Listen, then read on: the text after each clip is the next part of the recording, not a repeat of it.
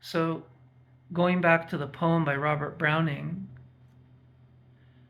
I would say a third approach, which is close to the second, is to engage with the poem as if it were a teaching, as if it were a teaching written by someone who had at least momentarily entered or at least glimpsed a state of mind that's relaxed.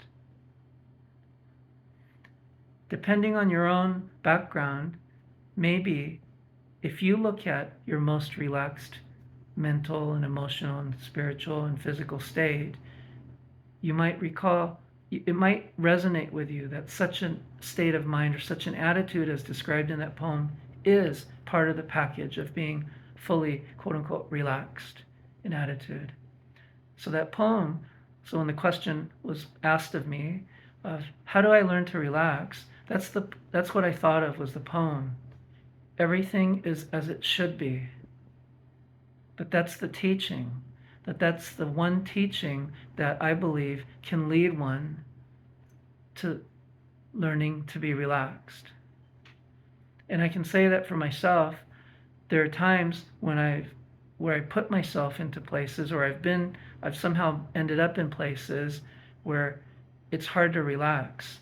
Like maybe a lot of factors around me are disturbing to my mind and to my heart and so on. And now I'm internally deeply disturbed, and I find my mind sort of tightening up, and I find even my body feeling tense. I don't think of that poem, but that poem summarizes the essence of what I think about, which is despite all these things happening around me that I may not like,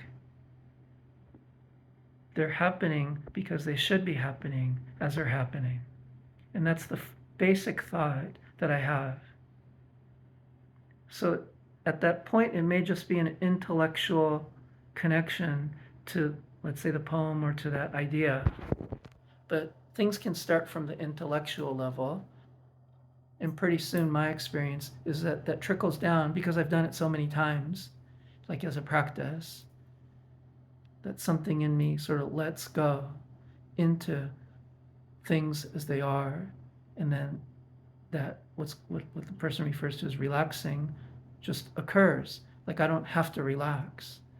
Yeah. In fact, but I don't know if this feels relevant, but I don't think I have made any conscious effort to relax for decades. But I feel relaxed. Like I don't get massages or anything physically, and my mind feels fairly open almost always, except for certain circumstances, like when the shit hits the fan, like a perfect storm, and I'm caught up in a situation when everything seems kind of tense, and then my mind starts tensing up. Yeah, but so I think if you want to relax the body, it's better to relax the mind because the body follows the mind.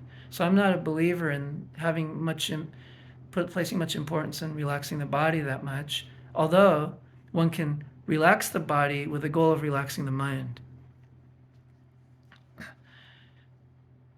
But if one can learn to relax the mind, the body kind of follows. And when the body relaxes, then it's easy to feel a sense of ease.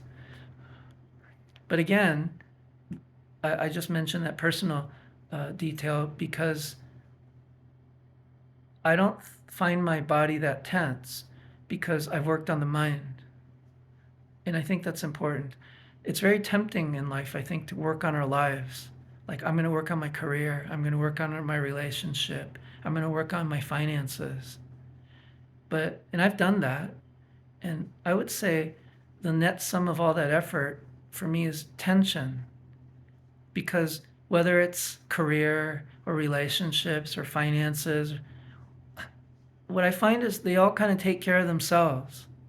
I just naturally find myself taking the actions. I don't have to make a concerted effort to fix anything. I just start noticing, oh, look at Yuichi. Yuichi's doing some things and those areas are improving, or sometimes they improve by themselves. But I would say of all the effort that I've put in, the effort that I've put in to training my own mind has been the effort that's paid off the greatest dividends, because The mind then affects everything. The mind affects how I relate to other people. The mind affects how I show up in terms of money. The mind affects how then my health sort of, jostles itself around equilibrium. So rather than focus on the end of the tentacle, why not attend to the root, which is the mind? I think I've gone a little bit off the original topic, but the summary so far would be, how do you learn to relax? Think of the poem as a teaching, and the teaching is, everything is as it should be. One could rephrase it as everything is perfect as is. Another way to say it is, surrender to things as they are. Notice where the resistance is, and don't resist the resistance. Right? But anyway, I'll get more into that in the next video.